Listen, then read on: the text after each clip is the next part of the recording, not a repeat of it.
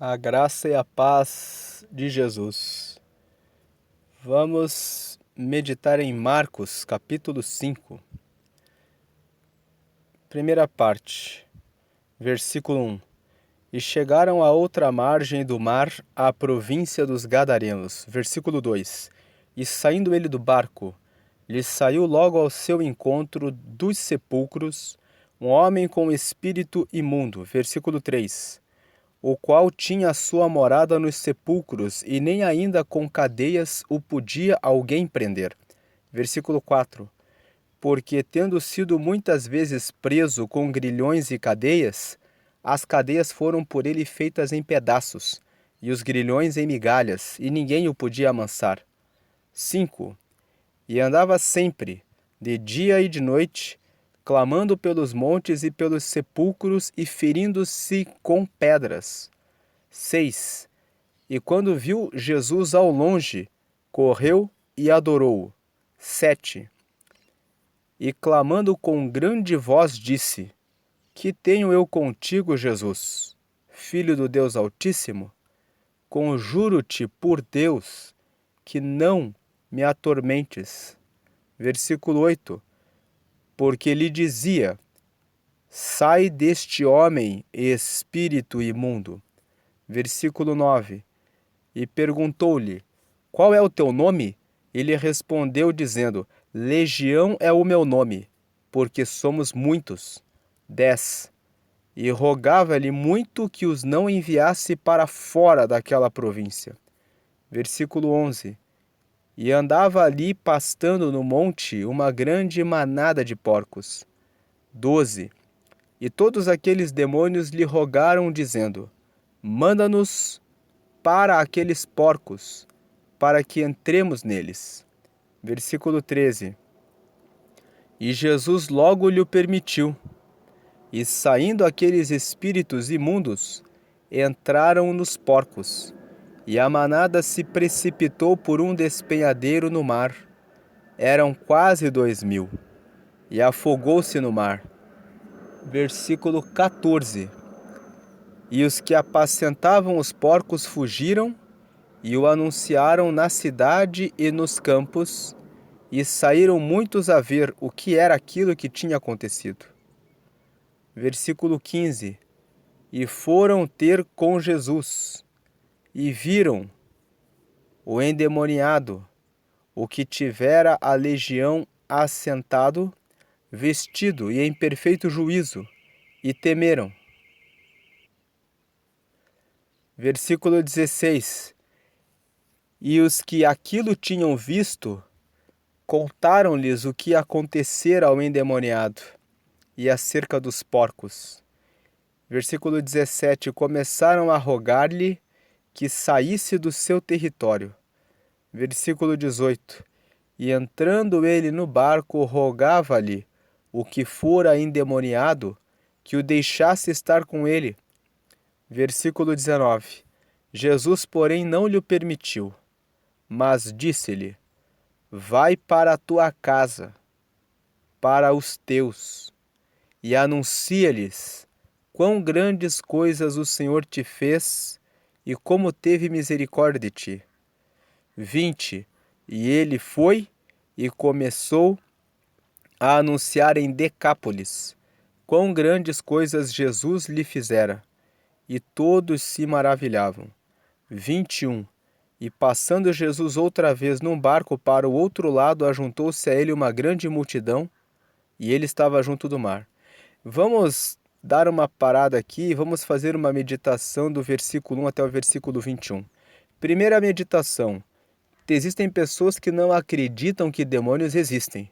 Essa passagem em Marcos, no capítulo 5, revela de maneira muito clara que de espíritos imundos, que demônios existem. A segunda coisa que essa passagem bíblica nos revela é que eles podem tomar conta tanto de pessoas quanto de animais, porque nós vemos que ele estava num homem que era um homem em Gadara, né? Ele era um homem e estava ali na província dos Gadarenos.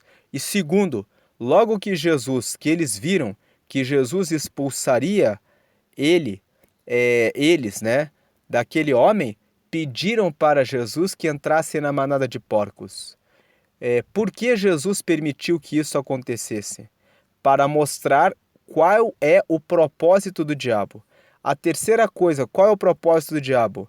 É roubar, matar e destruir. No livro de João, no capítulo 10, né, no Evangelho de João, no capítulo 10, Jesus fala a respeito dos projetos do diabo. Ele diz aqui que o ladrão não vem. Aqui, João capítulo 10.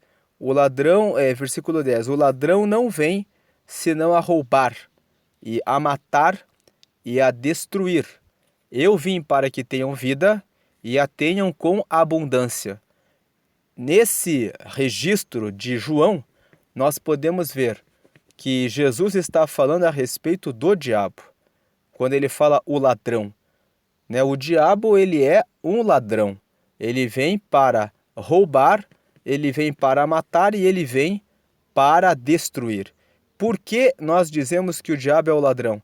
Porque Jesus, ele fala: eu vim para que tenham vida e a tenham com abundância. Jesus vem para trazer abundância e plenitude de vida. O diabo vem para arrancar essa plenitude, essa abundância. Como ele arranca a abundância dos filhos de Deus? Ele arranca a abundância de diversas formas. A forma principal dele arrancar a abundância dos filhos de Deus é tirando a sabedoria, o conhecimento a respeito das coisas de Deus. Quando uma pessoa conhece as Escrituras e ela sabe quais são os direitos que ela tem em Jesus, ela sabe o que ela tem direito. E eu vou aproveitar esse texto que nós lemos para que tenham e a tenham com abundância para falar a respeito de prosperidade. Muitas famílias de cristãos passam uma vida com dificuldades e não têm coragem de investir em negócios porque entendem, por falta de conhecimento, que ter riqueza é pecado. Esse texto, Jesus fala que eu vim para que tenham vida e a tenham com abundância. Quando Jesus está falando a respeito de abundância, ele não está falando de abundância apenas espiritual. A abundância significa ter além daquilo que se precisa em todas as áreas. É ter capacidade de ajudar as outras pessoas com tudo aquilo que recebeu de Deus. Quando nós olhamos para Deus, nós sabemos que Deus, ele é o dono da nossa vida espiritual. É Ele, quando nós pedimos a Ele vida espiritual, Ele nos dá comunhão, que nos dá paz, que nos dá tranquilidade, que nos dá força, que nos dá alegria. É Ele também que traz recursos econômicos e financeiros. Foi Ele que prosperou Abraão, foi Ele que prosperou Jacó, foi Ele que prosperou Jó, e quando Jó perdeu todas as coisas foi pela permissão dele, e depois foi o próprio Deus que restituiu, né, a condição de abundância de Jó. Então, Deus, ele tem a abundância. Foi ele que deu sabedoria para Salomão e tornou Salomão o homem mais rico do mundo, por meio da sabedoria. A sabedoria que Salomão recebeu de Deus permitiu que ele aplicasse tudo o que ele recebia de forma inteligente, a ponto de receber a abundância, ou seja, de não ter falta de nada e de ter sempre além daquilo que ele precisava. Ou seja, Deus realizou essa obra. Muitas pessoas dizem: se eu estiver próspero, alguma coisa na minha vida está errado. Já ouvi alguns cristãos dizendo isso. E muitas vezes esses cristãos, esse é o lado triste desses cristãos. Eles olham para outros irmãos na fé que estão vivendo a abundância e eles olham com inveja e dizem: eu não entendo porque ele tem tudo e eu não tenho. Com aquele ar no coração de quem sente falta de alguma coisa. A falta que tem é de sabedoria, de entenderem que a abundância é dada por Jesus para todos os que estão com Jesus. Haverá tribulações? Sim. Haverá momentos de guerras, de batalhas espirituais? Certamente que sim. Jesus disse nesse mesmo Evangelho de João, foi registrado no capítulo 16, no versículo 33, que no mundo nós teremos aflições. Mas Jesus disse para termos bom ânimo, porque ele venceu o mundo.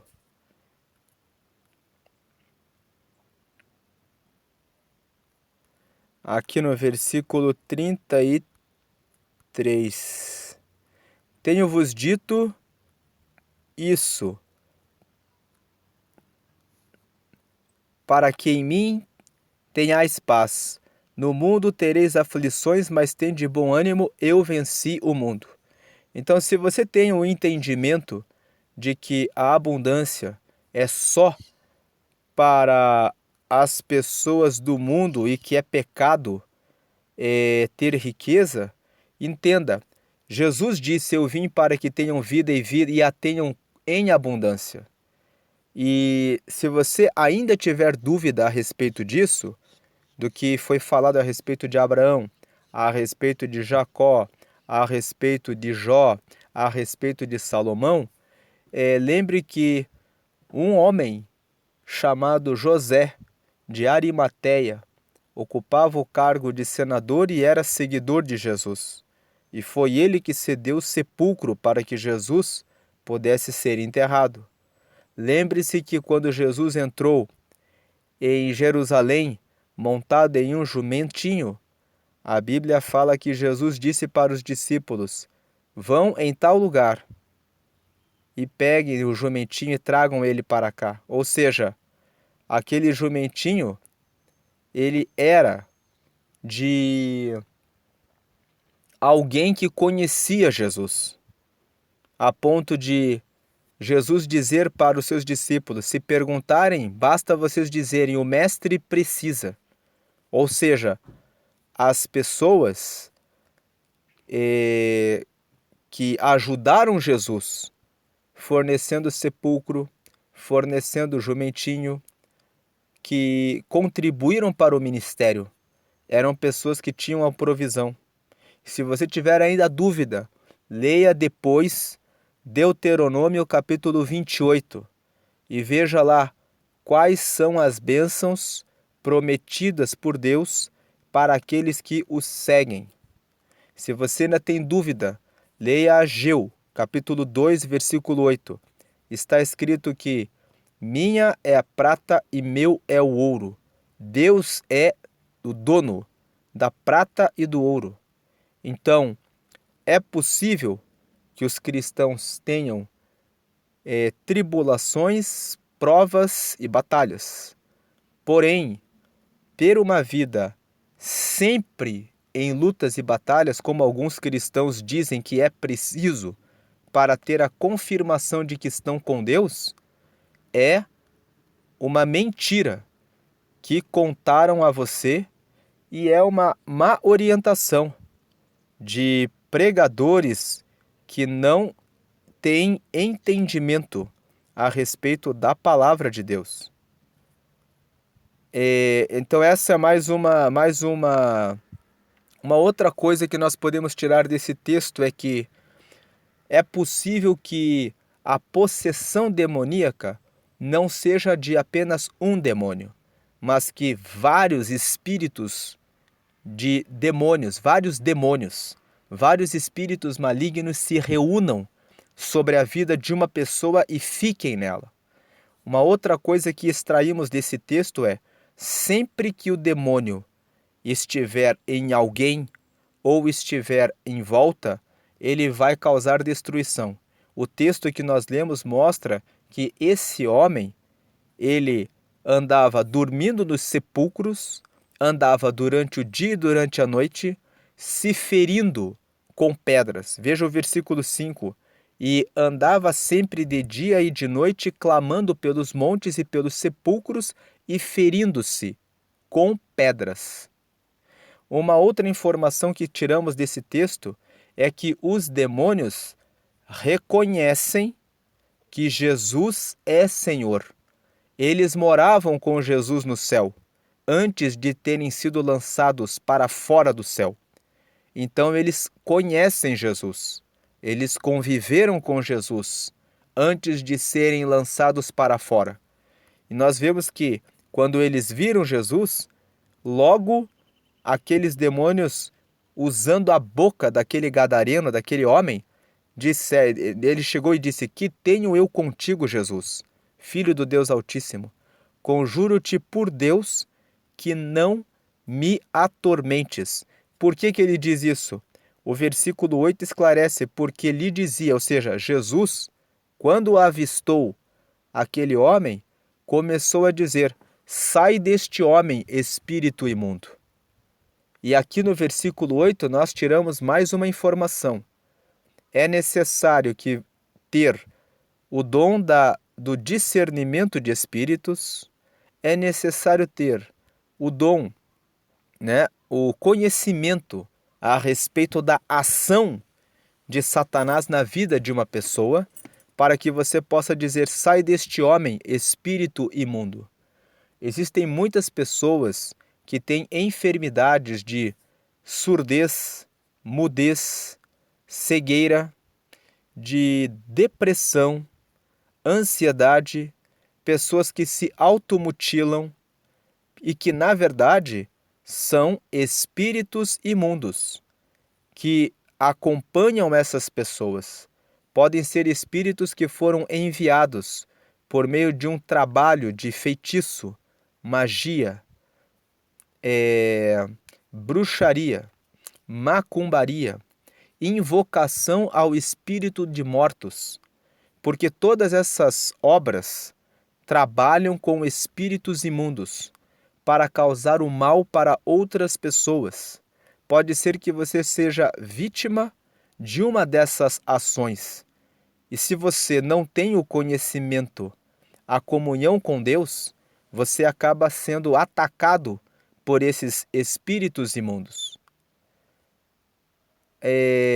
Uma pergunta que fazem bastante: a macumba, o feitiço, as obras do mal podem afetar um cristão? A resposta é sim, podem. Vai depender da comunhão que o cristão tem com Deus. Se o cristão tem uma comunhão mais forte com Deus, ele será guardado e protegido do mal. Mas se ele não tem uma comunhão constante, uma vida de oração, uma vida de jejum, e a quantidade de espíritos imundos que foi enviada, o tipo de trabalho e de feitiço que foi realizado, pode atingir a pessoa. Nós lemos no próprio Evangelho de Marcos, no capítulo 9, que os discípulos não puderam expulsar o demônio e de um garoto que estava com o espírito de ser mudo. Veja aqui no capítulo 9,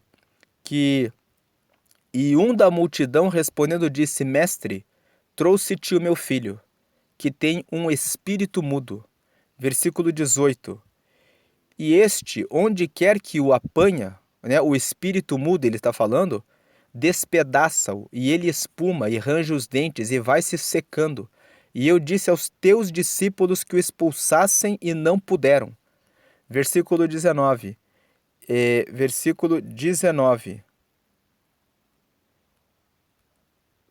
E ele respondendo lhes disse: Ó geração incrédula, até quando estarei convosco? Até quando vos sofrerei ainda? Trazei-mo. Versículo 20.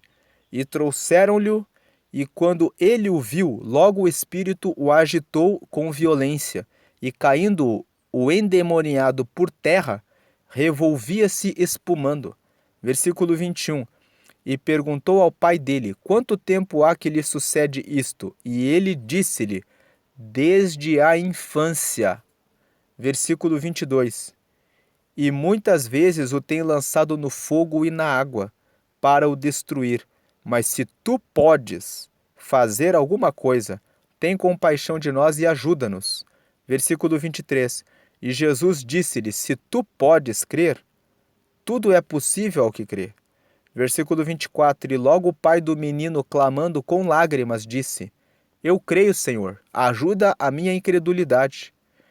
Versículo 25. E Jesus, vendo que a multidão concorria, repreendeu o espírito imundo, dizendo-lhe: espírito mudo e surdo, eu te ordeno, sai dele, e não entres mais nele. Versículo 26. E ele, clamando e agitando-o com violência, saiu e ficou o menino como morto, de tal maneira que muitos diziam que estava morto. Versículo 29. Mas Jesus tomando, 27. Mas Jesus tomando-o pela mão o ergueu, e ele se levantou. 28. E quando entrou em casa, os seus discípulos lhe perguntaram à parte: por que o não pudemos nós expulsar? Versículo 29. E disse-lhes: esta casta não pode sair com coisa alguma, a não ser com oração e jejum. Então, esse texto de Marcos, no capítulo 9, nos traz a revelação de que, veja, os discípulos andavam com Jesus. Os discípulos haviam recebido do próprio Senhor autoridade para pregar o evangelho e expulsar demônios. Mas especificamente em relação a esse menino que tinha um espírito de mudo, um espírito de surdo, e muitas vezes o menino se jogava no fogo, se jogava no rio para se afogar, né? Ou seja, o diabo queria, assim como o diabo fez com essa manada de porcos, que nós lemos aqui em Marcos capítulo 5, que eram 2.000 porcos. Ele precipitou os 2.000 porcos pelo despenhadeiro e todos morreram. Assim também o diabo queria que esse menino morresse. Então fazia que o menino se jogasse no fogo, se jogasse no rio, nas águas, para que ele se afogasse, para que ele morresse. E fazia com que aquele menino não conseguisse falar e fosse surdo, não conseguisse ouvir. Veja que todo esse mal na saúde daquele menino e todas aquelas situações em que ele espumava, rangia os dentes, né? Eram manifestações de demônios que estavam nele. E eram tantos demônios que nós vemos que nem mesmo os discípulos que haviam recebido a autoridade de Deus estavam aptos para expulsar aquele demônio. Foi necessário que o próprio Jesus expulsasse, e quando os discípulos perguntaram para Jesus o motivo pelo qual eles não puderam fazer aquela obra, Jesus explicou: existem castas de demônios que só saem com oração e jejum. Ou seja, só um cristão que caminha em oração, que tem uma rotina diária de oração, que tem uma comunhão com Deus e que tem propósitos de jejum em depósito diante de Deus, é que terão autoridade para repreender esses demônios. Um outro detalhe também é que esses demônios, quando Jesus disse, sai dele, né, no versículo 8, sai deste homem espírito imundo, eles logo responderam, porque a autoridade espiritual de Jesus fazia com que eles respondessem. Então, respondendo à pergunta, pega em crente ou não? Pega sim. Se você é um cristão que só vai à igreja e não tem uma rotina de oração, não tem uma rotina de jejum, não tem o dom espiritual do discernimento, que é aquela comunhão em que o Espírito Santo mostra a você existe um demônio ali que precisa ser repreendido para que saia, você pode ser vítima da ação do maligno. Uma outra informação que podemos tirar daqui: é possível que alguém entregue um gato, um papagaio, um cachorro de presente, uma calopsita ou algum animal que foi consagrado para que fique na sua casa para causar destruição. É possível? Pela leitura deste texto, é possível sim. Existem relatos de pessoas que mencionam que receberam um animal de presente e logo depois que receberam esse animal de presente, muitas coisas ruins começaram a acontecer dentro de casa. Até mesmo contendas dentro da família, mortes. E muitas vezes a pessoa não tem, pela falta de conhecimento da real intenção, da, entre aspas, bondade daquela pessoa em relação a você, acaba trazendo a possibilidade da sua ruína. Então é preciso ter esse conhecimento. Agora, avançando um pouco mais, embora o texto aqui não fale a respeito de objetos, também existem pessoas que consagram objetos e entregam de presente. Uma pessoa pode consagrar um livro, uma camisa, uma roupa íntima, um sapato, um relógio e qualquer outro objeto aos espíritos imundos, para que aqueles espíritos imundos passem a fazer o mal para todas as pessoas que usarem ou que estiverem de posse daquele objeto. Só para termos um fundamento bíblico a respeito disso, vamos pegar Atos capítulo 19. Aqui em Atos capítulo 19, vamos ler o versículo 11. E Deus, pelas mãos de Paulo, fazia maravilhas extraordinárias. Versículo 12. De sorte que até os lenços e aventais se levavam do seu corpo aos enfermos, e as enfermidades fugiam deles, e os espíritos malignos saíam. Então aqui nós temos uma passagem que revela que é possível que uma pessoa bastante consagrada a Deus, no momento em que um lenço, um avental, seja apresentado a Deus como um objeto que carrega a glória de Deus, para que uma pessoa mais fraca espiritualmente, que não tem essa autoridade, possa levar esse avental, possa levar esse objeto para perto de uma pessoa, para que essa pessoa seja liberta ou seja curada, para que isso aconteça, para que o bem lhe aconteça, esse versículo 12 do capítulo 19 de Atos dá um fundamento para isso. Agora, falando mais uma vez de como é possível que essa questão de exorcismo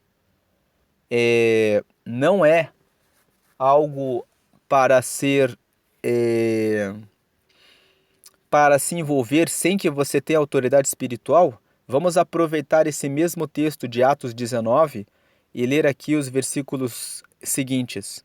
E alguns dos exorcistas judeus ambulantes tentavam invocar o nome do Senhor Jesus sobre os que tinham espíritos malignos, dizendo: Esconjuro-te por Jesus, a quem Paulo prega.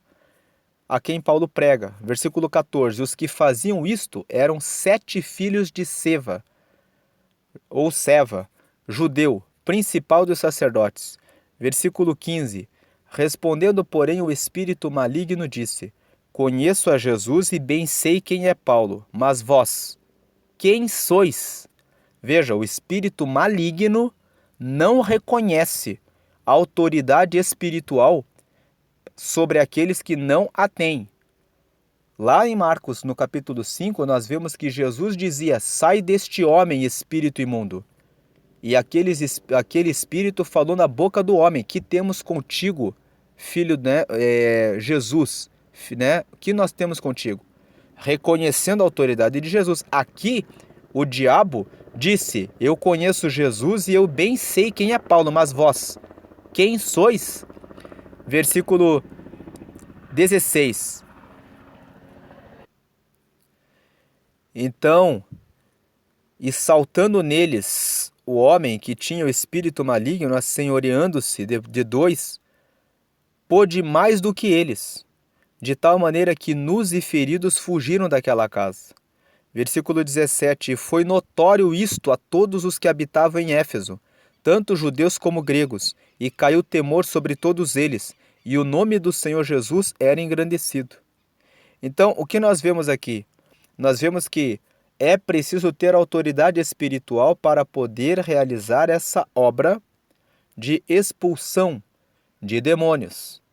Sem autoridade espiritual, nós vemos que eram 7 filhos de Seva. E aquele homem que estava com o espírito maligno continuou com o espírito maligno.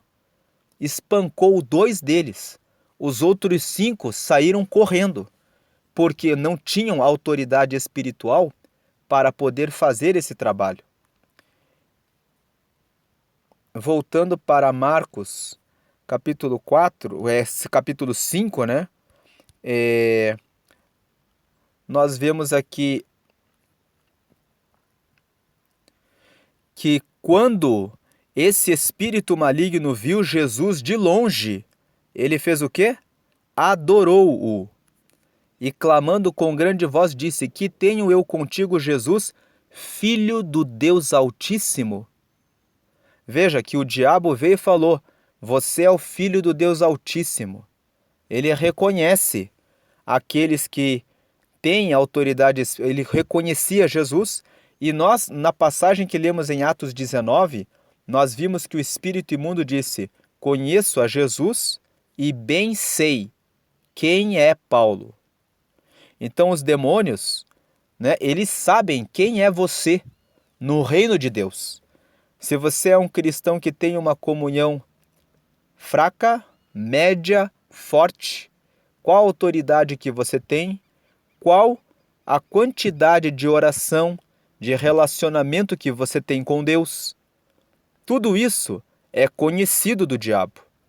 De forma que, quando um espírito maligno é enviado contra alguém, o diabo sabe: aqui eu posso entrar, porque o relacionamento que ele tem com Deus é quase nada.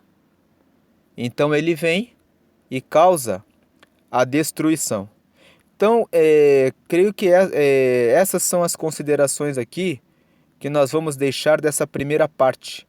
A segunda parte, nós vemos que logo que o espírito imundo saiu desse homem, ele ficou são, né? Ele ficou são.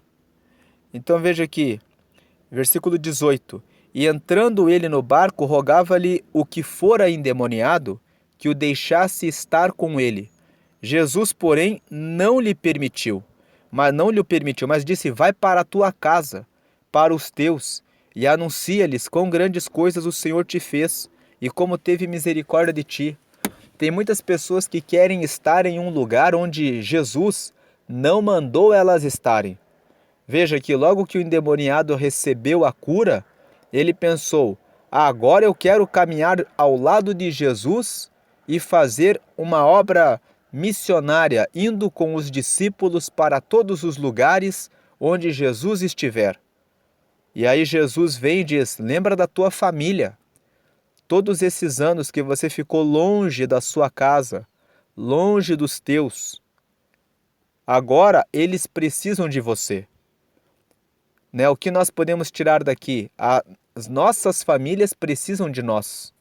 Existem pessoas que dizem: eu quero ser um pregador, quero ser um pregador um missionário em outras nações. Não prega nem para a própria família.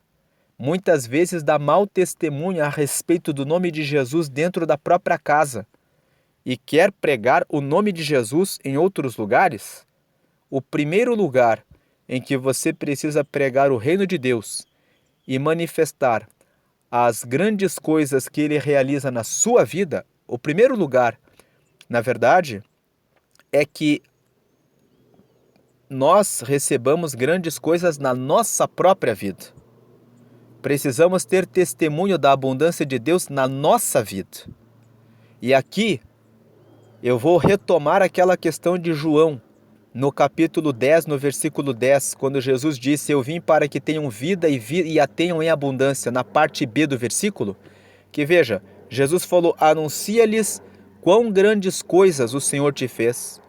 Ou seja, aqui as grandes coisas estão ligadas ao fato espiritual, mas grandes coisas pode ser interpretado em tudo. Como nós já mencionamos, Deus trouxe prosperidade e abundância na vida daqueles homens que nós mencionamos: Abraão, Jacó, Salomão, José de Arimateia, o dono do jumentinho, que liberou o jumentinho para que Jesus pudesse entrar em Jerusalém. Então, o próprio Jó. Então essa questão, muitas vezes a pessoa não experimenta na própria vida os sinais de Deus. Se a pessoa não experimenta na própria vida os sinais de Deus, então significa que ainda não aprendeu a exercer, a viver a fé na sua plenitude. Não conhece a fé na plenitude de Deus na própria vida e deseja anunciar o reino de Deus para outras pessoas. Como você pode transmitir abundância? Como você pode comunicar Deus? Como você pode revelar quem é Deus se você mesmo não sabe quem é Deus? Se você não tem relacionamento grande e íntimo com Deus? É preciso aprofundar esse relacionamento com Deus. Quando eu falo isso, enquanto eu estou gravando esse vídeo, eu não digo que eu já tenha. Porque quando a gente ouve alguém falando a respeito dessas coisas, muitas vezes vem um reflexo em nossa mente. Mas quem é esse que fala? Mas eu sou um servo de Deus, buscando entendimento, conhecimento, sabedoria, discernimento a respeito das coisas de Deus, para poder comunicar Deus, comunicar quem Ele realmente é. E a cada dia nós temos buscado cada vez mais Deus.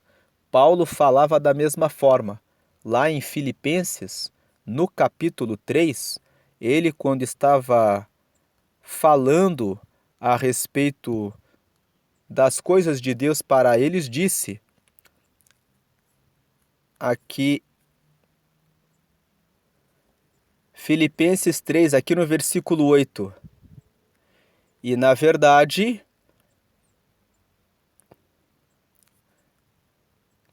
tenho também por perda todas as coisas, pela excelência do conhecimento de Cristo Jesus, meu Senhor, pelo qual sofri a perda de todas estas coisas e as considero como esterco, para que possa ganhar a Cristo, e seja achado nele, não tendo a minha justiça que vem da lei, mas a que vem pela fé em Cristo, a saber, a justiça que vem de Deus pela fé.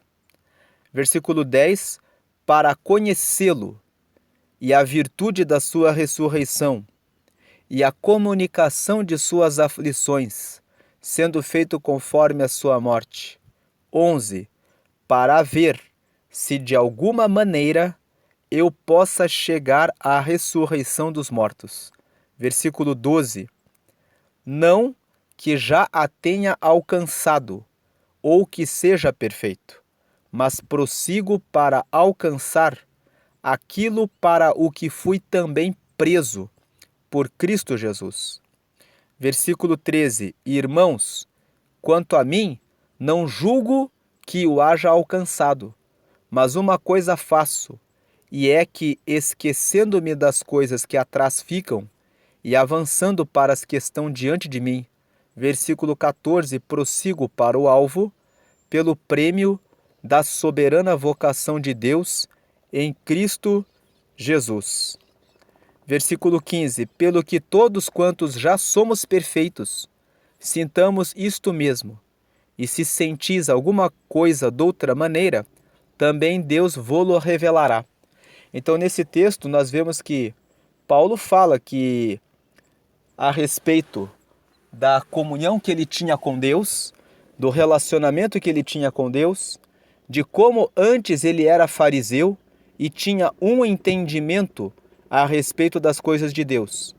E quando ele começou a se aprofundar no relacionamento com Deus, aprendeu, por meio de muitas tribulações, muitas lutas, muitas batalhas, como era o relacionamento com Deus.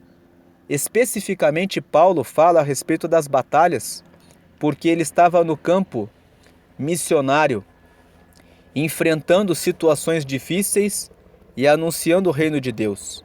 Aqui vai um esclarecimento. Riqueza não é para todos. Como assim não é para todos? Nós vemos que agora prosperidade é para todos. Prosperidade significa não ter falta de nada. Paulo fala em várias passagens que ele não tinha falta de nada. As situações de fome e as situações de nudez que Paulo passou durante as suas obras missionárias foram situações provisórias, porque antes que alguém julgue aquilo que está sendo comentado na palavra, nós temos esse conhecimento de que Paulo esteve em situação de fome e de nudez quando lemos a própria carta que ele escreveu para os Filipenses. Ele falou no capítulo 4, não digo isto como por necessidade, porque já aprendi a contentar-me com o que tenho. Versículo 12, sei estar abatido e sei também ter abundância. Em toda a maneira e em todas as coisas estou instruído, tanto a ter fartura como a ter fome, tanto a ter abundância como a padecer necessidade. Versículo 13, posso todas as coisas naquele que me fortalece. Então, esse texto revela claramente que Paulo passou fome, que Paulo viveu momentos de abundância e ele também padeceu necessidade.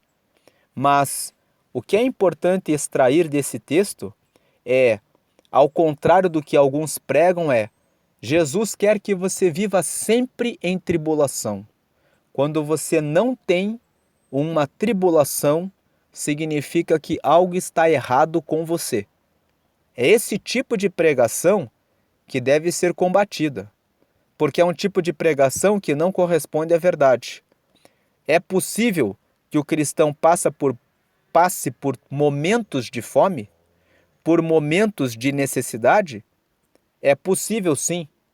Mas esse tempo de fome, esse tempo de necessidade tem que ter um tempo determinado. Tem que ter um tempo em que acaba.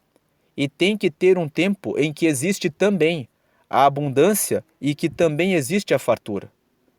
E é por isso que a gente vem falando sobre isso. Prosperidade é para todos. A riqueza, a própria leitura da palavra revela. Eu citei esses homens, Abraão, Jacó, Jó, José de Arimateia, o dono do jumentinho que pôde cedê-lo para Jesus, Salomão. Mas nós vemos que esses homens se destacaram por terem recebido a bênção da riqueza. A riqueza, ela é um presente, um dom de Deus, que está disponível para aqueles a quem Deus tem reservado a riqueza. Deus sabe que existem pessoas que, se forem muito ricas, não vão andar na presença dele. Voltando para Marcos capítulo 5, antes de prosseguir em Marcos 5, vamos ver aqui Provérbios capítulo 30, né? O que Agur fala a respeito dessa questão de pobreza e de riqueza, né? Aqui nós vemos no Provérbios, no capítulo 30, as palavras de Agur, né? Filho de Jaque. Agur, né? O livro de Provérbios foi escrito na sua grande parte por Salomão, mas o capítulo 30 foi escrito por Agur. E aqui, no versículo 8, ele fala assim: afasta de mim a vaidade e a palavra mentirosa. Não me des nem a pobreza nem a riqueza. Mantém-me do pão da minha porção acostumada. Versículo 9: para que porventura de farto te não negue e diga: quem é o Senhor? Ou que, empobrecendo, venha a furtar e lançar mão do nome de Deus. Então aqui nós vemos que Agur, ele fala, né, ele busca aqui uma palavra de sabedoria. Ele entende que se ele tivesse a riqueza, ele poderia amaldiçoar a Deus, como muitas pessoas que têm muito conhecimento, muita inteligência, muita riqueza, alguma coisa em uma grande quantidade e dizem: quem é Deus? Que eu nunca vi ele. Ou dizem: para que eu vou atrás de Deus?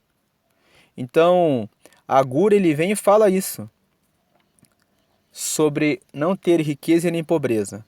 Agora, voltando aqui a falar sobre esse endemoniado, logo que ele ficou são, né, ele queria estar com Jesus.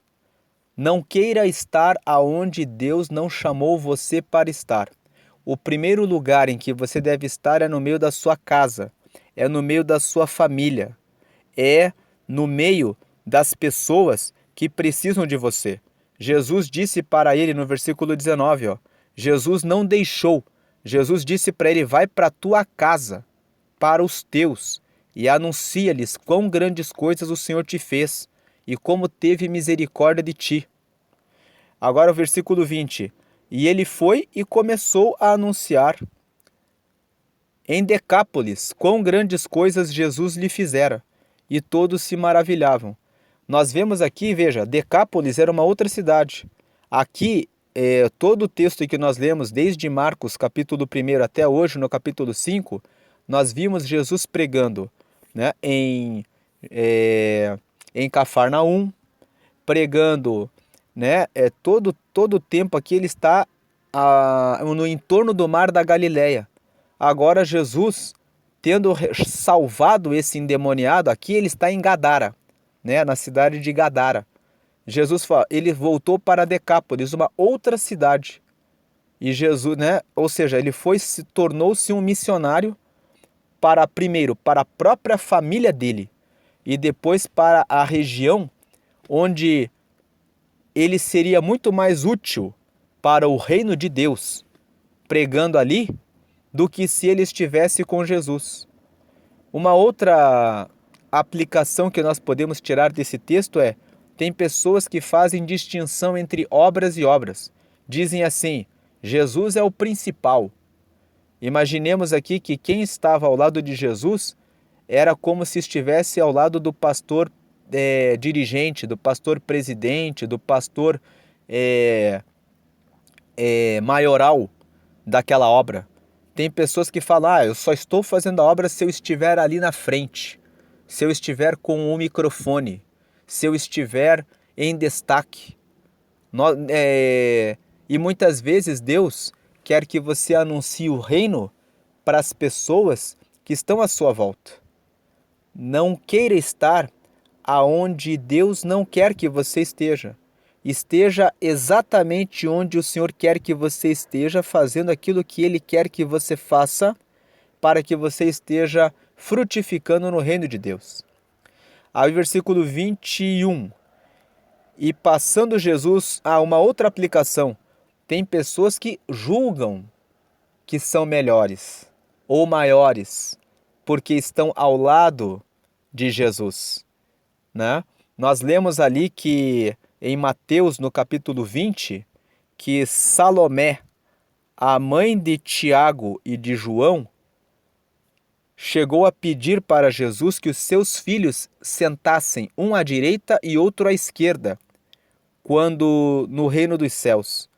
E Jesus chegou a dizer para ela que esse poder não era dado a ele. E que, vamos ver aqui esse texto.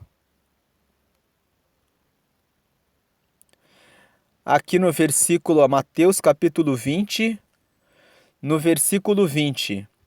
Então se aproximou dele a mãe dos filhos de Zebedeu, com seus filhos, adorando-o e fazendo-lhe um pedido.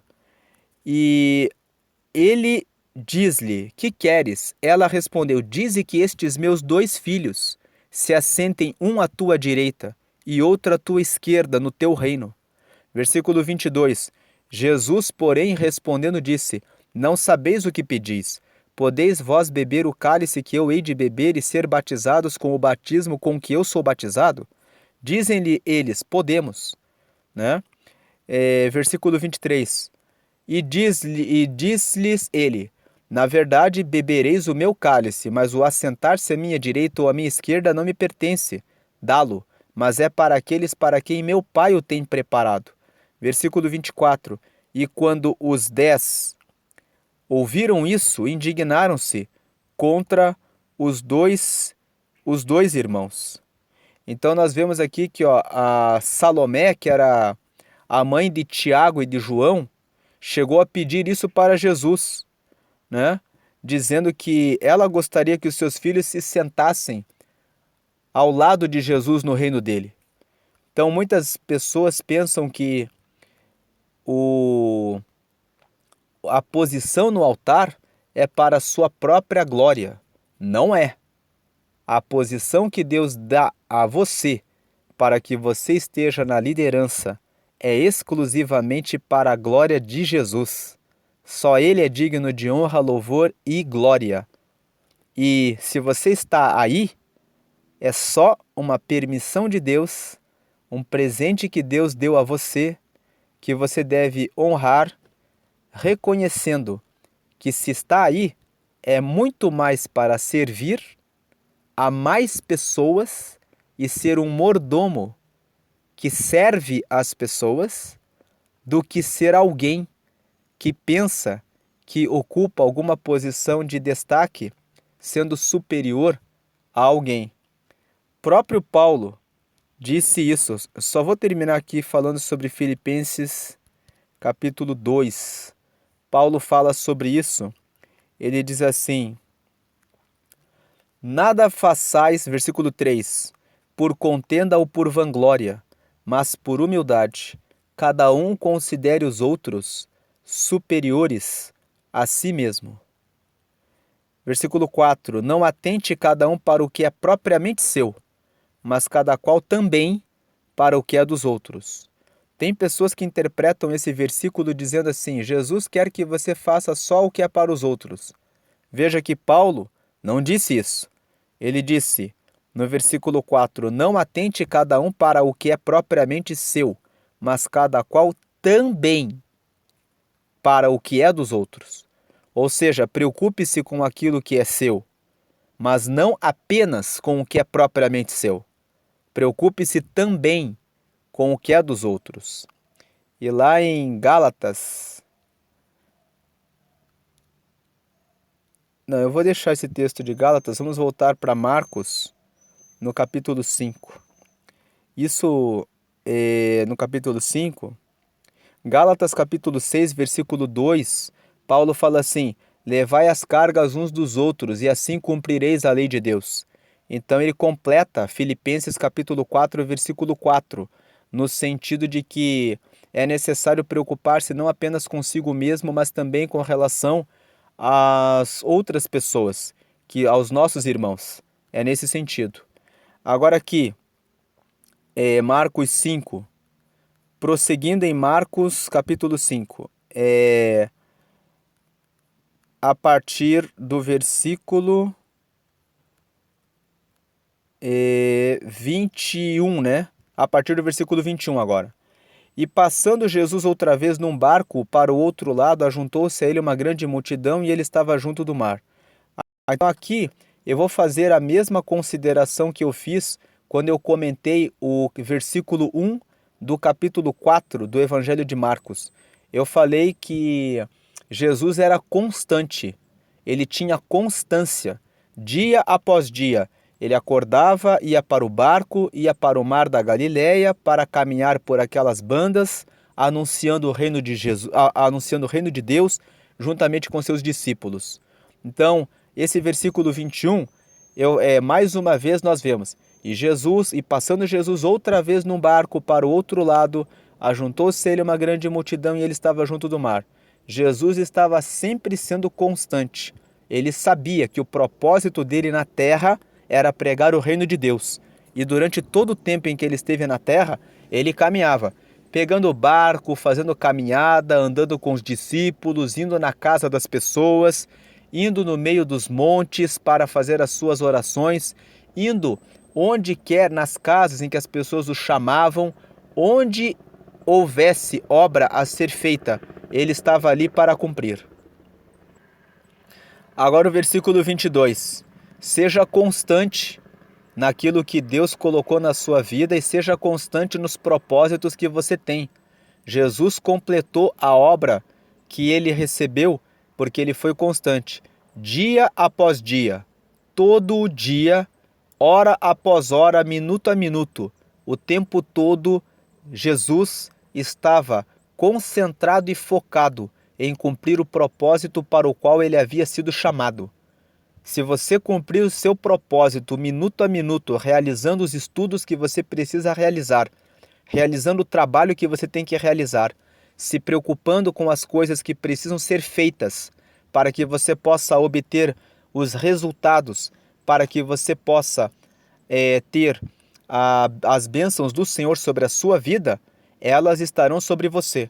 Mas se você cruzar os braços e viver em preguiça, viver desfocado, com amigos que levam você para o caminho da ruína, da preguiça e da desgraça, você vai cair em desgraça.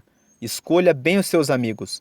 Jesus escolheu os discípulos, escolheu as pessoas que andariam com ele para anunciar o reino. Escolha as pessoas com quem você vai andar, para que você possa alcançar os seus objetivos. Não se esqueça que há uma pesquisa que indica que nós somos a média das 5 pessoas com quem nós mais andamos. O ambiente que você frequenta, as pessoas com quem você se relaciona vão definir como você vai estar.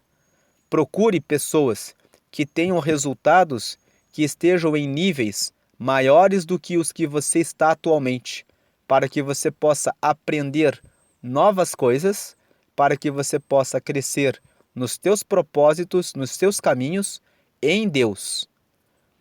Versículo 23. Agora vem o versículo 22. E eis que chegou um dos principais da sinagoga, por nome Jairo, e vendo-o, prostrou-se aos seus pés. Então aqui, nós vemos que agora apareceu um homem chamado Jairo. Ele era um dos principais das sinagogas. A Bíblia não revela se ele era o fariseu, se ele era rabino, né? Mas quando fala que ele era um dos principais da sinagoga, podemos dizer que ele, talvez, né, ali era um rabino, era um dos líderes da sinagoga ali. E ele foi até Jesus e rogava-lhe muito, dizendo: minha filha está moribunda, rogo-te que venhas e lhe imponhas as mãos para que sare e viva. Versículo 24. E foi com ele, e seguia uma grande multidão que o apertava. Então aqui, nós vemos que quando Jesus recebeu o pedido de Jairo para que ele fosse até a casa dele, Jesus, para atender aquela moça, Jesus atendeu a esse pedido. Versículo 25. E certa mulher que havia 12 anos tinha um fluxo de sangue. Versículo 26. E que havia padecido muito com muitos médicos e despendido tudo quanto tinha, nada lhe aproveitando isso, antes indo a pior. Versículo 27, ouvindo falar de Jesus, veio por detrás, entre a multidão, e tocou na sua vestimenta. Versículo 28, porque dizia, se tão somente tocar nas suas vestes, sararei. Versículo 29, e logo se lhe secou a fonte do seu sangue, e sentiu no seu corpo estar já curada daquele mal. Versículo 30, e logo Jesus, conhecendo que a virtude de si mesmo saíra, voltou-se para a multidão e disse, quem tocou nas minhas vestes? Versículo 31, e disseram-lhe os seus discípulos, vês que a multidão te aperta e dizes, quem me tocou? Versículo 32, e ele olhava em redor para ver a que isso fizera. Versículo 33, então a mulher, que sabia o que lhe tinha acontecido, temendo e tremendo, aproximou-se e prostrou-se diante dele e disse-lhe toda a verdade. Versículo 34, e ele lhe disse, filha, a tua fé te salvou. Vai em paz e sê curada deste teu mal. Versículo 35, estando ele ainda falando, chegaram alguns do principal da sinagoga, que era Jairo aqui, né? A quem disseram, a tua filha está morta. Para que enfadas mais o mestre? Versículo 36. E Jesus, tendo ouvido essas palavras, disse ao principal da sinagoga, não temas, crê somente. Versículo 37. E não permitiu que alguém o seguisse, a não ser Pedro e Tiago e João, irmão de Tiago. Versículo 38. E tendo chegado à casa do principal da sinagoga, viu o alvoroço e os que choravam muito e pranteavam. Versículo 39. E entrando disse-lhes, por que vos alvoroçais e chorais? A menina não está morta, mas dorme.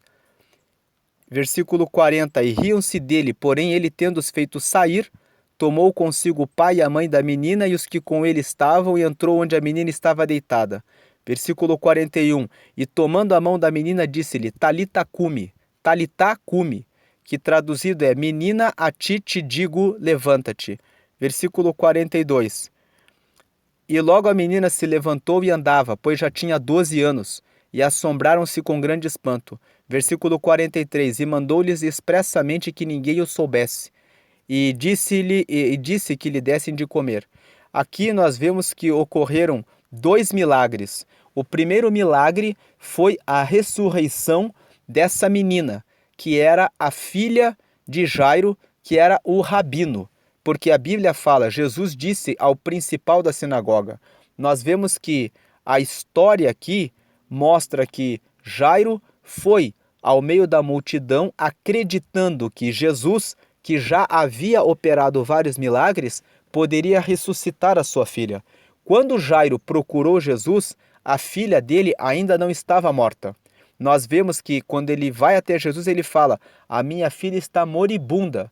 Ou seja, ele viu que a filha dele estava mal e que precisava de uma cura. No meio do caminho, então, Jesus vem e realiza essa cura. No meio do caminho, enquanto ele estava caminhando para ir até a casa de Jairo, acompanhando Jairo, uma mulher que tinha um fluxo de sangue tocou em Jesus. Ela olhou para Jesus, viu a multidão e ela disse, se eu tocar nele, isso vai ser suficiente para que eu consiga receber a cura da minha doença. Então, nós vemos que ela não procurou Jesus, ela não foi até Jesus dizendo, eu tenho que falar com ele para que ele olhe para mim de maneira específica, mas se eu apenas tocar nele, é suficiente para que eu seja curada. A história da cura da mulher do fluxo de sangue mostra que existem muitas pessoas que vivem uma vida inteira dentro da igreja e vivem uma vida miserável. Existem pessoas que entram na igreja ontem e conseguem receber a graça de Deus, as bênçãos de Deus na sua vida, simplesmente porque elas entram e elas entendem o poder de Jesus. O que a história da mulher do fluxo de sangue nos ensina é: creia que você realmente serve a Deus e que Deus é realmente poderoso para fazer muito além daquilo que você pensa ou daquilo que você imagina. Muitas vezes Deus ele tem muito para dar, mas a pessoa não consegue entender quanto Deus tem para dar, porque a pessoa carrega um sentimento que se chama não merecimento. Não merecimento é um sentimento que algumas pessoas desenvolveram por causa dos relacionamentos que tiveram com os pais. Quando eram criança, o pai dizia para elas: você não merece, você não é digna, você não pode. E aí a criança cresceu ou esteve em grupos com maus amigos, amigos que não queriam o seu bem e que diziam: você não merece, aquela garota não merece, aquele cara não merece, aquela pessoa não merece. Quem são essas pessoas para dizer a você se você merece ou se você não merece? Está Deus dizendo que nós somos os seus filhos, que nós somos os seus amados, que Ele vela por nós, que Ele cuida de nós. Ou seja, se você não entende isso, não tem como você se apoderar, se apossar daquilo que é teu por herança. Nós vemos na parábola do filho pródigo, que quando o filho pródigo voltou, né, a história conta que dois irmãos estavam numa fazenda com seu pai e o filho mais novo disse para o pai: me dá a minha parte na herança, porque eu não quero mais ficar aqui. E o pai entregou a parte dele na herança e ele saiu, gastou tudo, perdeu tudo, e quando ele voltou para casa, o pai o recebeu de maneira alegre, mandou matar um boi cevado para fazer aquela festa, e o filho mais velho ficou chateado, e o filho mais velho disse: esse gastou tudo e você matou o boi cevado. Eu tenho estado sempre na sua casa e eu não tive esse benefício, esse privilégio. E aí o pai disse: você sempre esteve comigo. Então, o que essa história da parábola do filho pródigo revela com relação ao filho mais velho? É o que acontece com muitos cristãos. Eles estão dentro da casa de Deus, no relacionamento com Deus, e eles não falam para o pai: me dá o boi cevado hoje. Porque assumem aquela postura de que não são merecedoras. Eu não mereço, eu não mereço, eu não sou digno. Nós não somos dignos de nada, mas quando recebemos a salvação por meio de Jesus Cristo, nos tornamos co-herdeiros de Cristo. Então, receber as bênçãos de Deus, nós podemos pedir as bênçãos para Deus. Deus terá prazer de dar a nós, fase por fase, de acordo com a capacidade que nós teremos de suportar a quantidade de abundância que o Senhor tem para nos dar, sem que nos desviemos dos seus caminhos. Se Deus percebe que um filho ou uma filha não está pronto para alcançar um nível de riqueza, de prosperidade, um nível para obter né, usando aqui uma comparação, para que uma pessoa possa tirar uma carteira nacional de habilitação, ela precisa ter 18 anos e precisa cumprir o requisito de ter passado pelo treinamento teórico e também do uso do veículo. Assim também, no mundo espiritual, Deus vai dando licenças para que as pessoas recebam, à medida em que crescem na comunhão com Ele, bênçãos e bênçãos. Em todas as áreas, no espiritual, no financeiro, no conjugal, no sentimental, em tudo. Então, a mulher do fluxo de sangue, você veja, a multidão andava, muitas pessoas, eu posso imaginar, ficavam andando com Jesus o dia inteiro. Muitas pessoas talvez separassem um tempo para, agora eu vou dar uma caminhada junto com Jesus ali, que ele vai estar ali no mar de Tiberíades, ali em volta, e vamos caminhar com ele ali no mar da Galileia. Mas não recebiam a bênção. Mas essa mulher do fluxo de sangue, ela teve uma cautela. Não vou contar o meu problema a ninguém. Nós vemos que ela entrou no meio e falou: se eu tão somente tocar nele, eu serei curada.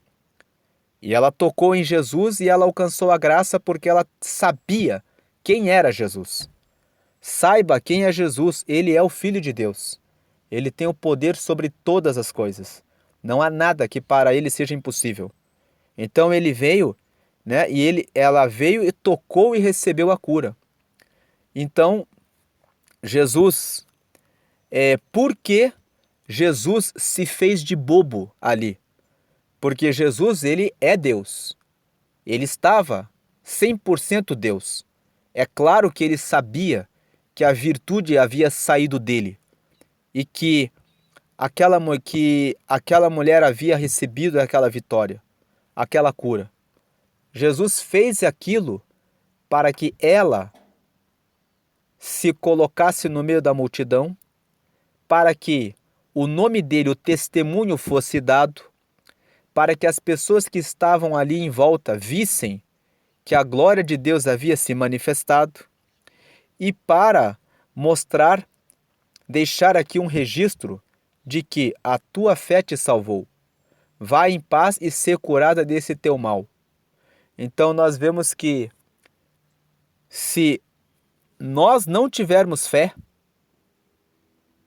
nós vemos aqui que a cura dessa mulher do fluxo de sangue, ela aconteceu porque ela creu no poder do poder de Jesus.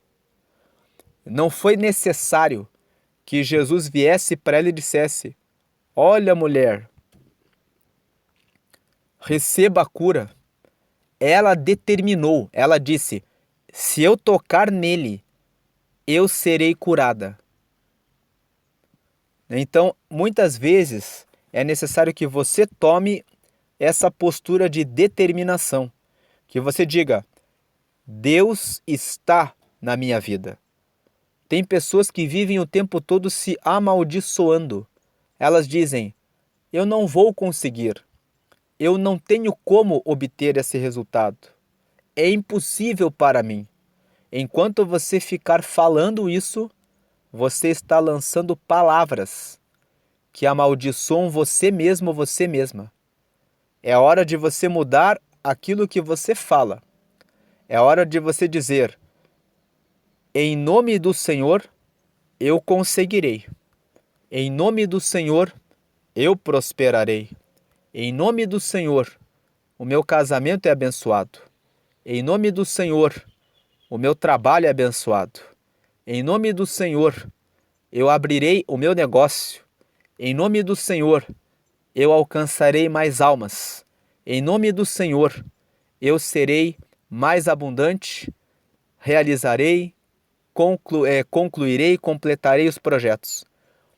Em Deus, você pode todas as coisas. Se você for constante, se você buscar conhecimento, se você buscar entendimento e se você fizer todo dia as mesmas coisas, focado nesse objetivo, você vai alcançar. Exclua o não merecimento da sua vida. Se falaram você não merece, você merece porque você é filho de Deus, é amado de Deus. O teu pai é o próprio Deus. O seu irmão mais velho é Jesus Cristo. Nós somos co-herdeiros de Deus. E, então essa foi a segunda cura. E a última cura foi aqui do Jairo, que pelo que nós vimos ele era principal da sinagoga, então ele era um rabino ali. Nós vimos que no meio do caminho, no meio do seu caminho, podem aparecer pessoas para tentar te desmotivar. Jairo estava ali com Jesus, indo para a sua casa para que a filha dele recebesse a bênção do Senhor, e aqueles homens saíram e disseram no caminho: por que perturbas o mestre? Por que incomodar Jesus? Esses são os amigos que aparecem na nossa vida muitas vezes. Quem disse que você vai realizar o teu sonho? Quem disse que você pode passar nesse vestibular? Quem disse que você pode fazer essa faculdade? Quem disse que você pode ter esse carro? Quem disse que você pode morar ali? Quem disse que você pode abrir esse negócio? Quem disse? Quem disse? E o que foi que Jesus disse para eles? Jesus disse para que eles, né, para que ele não desse atenção para eles, né? Veja aqui, versículo 35. Estando ele ainda falando, chegaram alguns do principal da sinagoga a quem disseram: A tua filha está morta, para que enfadas mais o mestre? E Jesus, tendo ouvido essas palavras, disse ao principal da sinagoga: Não temas, crê somente. Essa é a palavra do Senhor para você hoje, que alguém está falando para você que você não pode. Não temas, crê somente. Crê somente. Mas não adianta você só crer, tem coisas que você tem que fazer também, né? Então você creia, porque a fé no Senhor é o começo. Mas nós vemos que Jairo continuou caminhando com Jesus até chegar na casa dele, até levar Jesus até o quarto onde a menina estava. Então o teu negócio, para sair do papel, você precisa crer que o Senhor está contigo. Mas é você que tem que procurar o advogado para constituir a empresa, o contador para dar entrada na empresa, as pessoas com quem você vai trabalhar, o lugar em que você vai se estabelecer. A faculdade precisa que você veja onde você vai se preparar para poder prestar esse exame. O concurso público exige que você veja qual é o lugar em que você vai ficar sentado para fazer os seus estudos diários, para que você alcance o resultado favorável no dia do exame, né? O seu casamento precisa de quais os livros que você está lendo para se preparar em relação a ter conhecimento de como levar um relacionamento adiante. Tem igrejas que têm treinamentos para solteiros, para que saibam lidar com adversidades nos casamentos, né? A melhora do seu casamento, você que já é casado, vai depender de Deus tem poder de restaurar o seu casamento. Vai depender do que você vai fazer daqui para frente, né? E nós vemos aqui que Jesus fez, ó, ele não permitiu que alguém o seguisse, a não ser Pedro, Tiago e João, irmão de Tiago. Mais uma vez nós vemos aqui que Jesus ele elimina, ele fala assim: sai de perto, quem não tem fé, quem não acredita no nosso projeto, nessa caminhada que a gente está fazendo para ir até a casa do Jairo, para visitar a filha dele, que saia da nossa frente, que não fique com a gente. Você precisa arrancar para fora da sua vida todas aquelas pessoas que ficam falando que você não pode, que você não vai, que você não consegue. Tire. Veja que Jesus aqui escolheu, não, só vai entrar, só vai andar comigo Pedro, Tiago e João. E tendo chegado à casa do principal da sinagoga, viu o alvoroço e os que choravam muito e pranteavam. Muitas vezes é isso que acontece, as pessoas ficam, coitado, coitada, ele não pode, ela não pode, não vai conseguir, né? Jesus olhou aquilo, o que ele fez? Ele ignorou tudo aquilo e entrou. E falou: por que vos alvoroçais e chorais? A menina não está morta, mas dorme. Aqui, né, nós vimos aqui, e riam-se dele. Porém, ele, tendo-os feito sair, tomou consigo o pai e a mãe da menina, e os que com ele estavam, e entrou onde a menina estava deitada. Mais uma vez aqui, ó, nós vemos ele, né, ignorou aqueles que estavam fazendo alvoroço. Saiu de perto, saia de perto daquelas pessoas que ficam falando, que ficam só em movimento, que não vão a lugar nenhum. Isso aqui, vamos tirar uma aplicação para a questão das redes sociais. Ah, porque está todo mundo preocupado com se fulano vai ser o presidente, se vai acontecer isso, se vai acontecer aquilo. Se você cuidar da sua vida, da sua comunhão com Deus, estabelecer os projetos com Deus e entender que você é digno de receber as bênçãos de Deus na sua vida, você não vai depender de nada. Não vai depender das circunstâncias que estão à sua volta. Você vai criar as circunstâncias. Jairo Veja, coloque-se no lugar do Jairo agora. Chega ali, vou procurar Jesus. Talvez alguém tenha dito para ele, não vá, você vai perder tempo. Mas mesmo assim ele foi. Ele era rabino, ele era um dos principais da sinagoga. Nós sabemos que no tempo de Jesus, muitos que eram da sinagoga, que eram judeus, não acreditavam em Jesus. Talvez alguém poderia dizer, não perca seu tempo, esse aí é um mentiroso. Mas ele creu em Jesus. Depois ele estava no caminho, vindo no caminho, de repente vem essa mulher do fluxo de sangue, teve uma parada, né? Tem todo o tempo. Até essa mulher ser curada, até Jesus falar, quem foi que tocou em mim, porque de mim saiu virtude. Talvez Jairo estivesse ali vendo, eu preocupado, com pressa, a minha filha já está à beira da morte, e agora vem essa mulher aí e toca nele, né? Tomou um tempo. Talvez aí chega no meio do caminho, passa esse episódio, chegam alguns da casa dele. Por que você incomoda o mestre? E aí ele olha, agora uma notícia ruim, uma notícia que ela já morreu, já acabou. Aí Jesus continua, ele está chegando em casa, aquele alvoroço, aquela multidão, aquelas pessoas ali. Ah, isso aí já era, já foi. E aí Jesus fala assim, vamos ignorar isso aqui, vem Pedro, Tiago e João comigo. Aí ele chega na casa, mas as pessoas começam a rir. Imagina a situação, a menina ali deitada, Jesus falando, ela dorme. E as pessoas conseguem dar risada num contexto desse. E aí Jesus vem e fala, vocês não têm fé. Então Jesus vem e fala, saiam, né? Tira eles ali. Pega só o pai e a mãe. E aí vem Jesus e fala para que ela se levantasse. E aí todos ficaram assombrados. Que as pessoas fiquem assombradas com as bênçãos que você vai alcançar de Deus para a glória de Deus. Assim como aconteceu com essa menina que ressuscitou. Que os seus sonhos sejam ressuscitados. E que você entenda que você é digno, que você é digna, porque você é filho, porque você é filha, porque o Pai te ama e Ele tem as bênçãos para todos aqueles que são constantes e que não desistem, mas confiam sempre nele. Não olhe para aquilo que as pessoas falam a respeito dos teus planos e projetos. Conte eles apenas para o Senhor.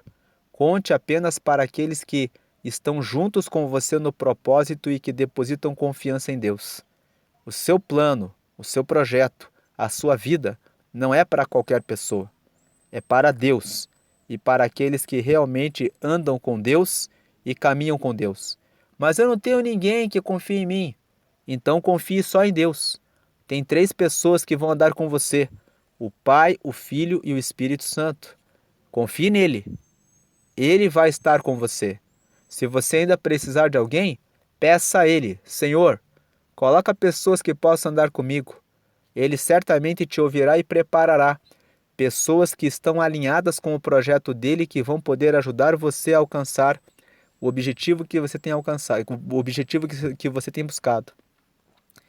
Permaneça sempre na fé, realize tudo o que você precisa realizar, aquilo que cabe a você fazer, faça, mas sempre peça a sabedoria, o conhecimento, a inteligência, a revelação e o entendimento de Deus, para que você possa em tudo ser abençoado. Só para encerrar o vídeo, vamos ler o versículo 9 de Colossenses, capítulo 1. Colossenses 1 diz assim: Nós também, desde o dia em que o ouvimos, não cessamos de orar por vós e de pedir que sejais cheios do conhecimento da sua vontade, ou seja, da vontade de Deus, em toda a sabedoria e inteligência espiritual, para que possais andar dignamente diante do Senhor, agradando-lhe em tudo, frutificando em toda boa obra e crescendo no conhecimento de Deus. Então, busque toda a sabedoria, busque o conhecimento da vontade de Deus. Em Romanos 12, 2 está escrito que a vontade de Deus é boa, agradável e perfeita. Busque o conhecimento da vontade de Deus para a sua vida. Busque toda a sabedoria de Deus para os teus planos e projetos. Busque inteligência espiritual. Como Paulo disse, eu oro por vocês, Colossenses, para que vocês recebam o conhecimento da vontade de Deus, para que vocês recebam toda a sabedoria, para que vocês tenham toda a inteligência espiritual, para que vocês possam andar dignamente diante do Senhor, frutificando em toda boa obra. Então, e crescendo no conhecimento de Deus. O crescimento no conhecimento de Deus é até a morte. Todos os dias, Deus tem novas coisas para revelar aos seus filhos. E se você pensa, eu estou velho, os meus projetos já estão mortos, não tem mais como eu conseguir. Então, uma palavra final. O profeta Isaías, falando a respeito disso, disse, aqui no versículo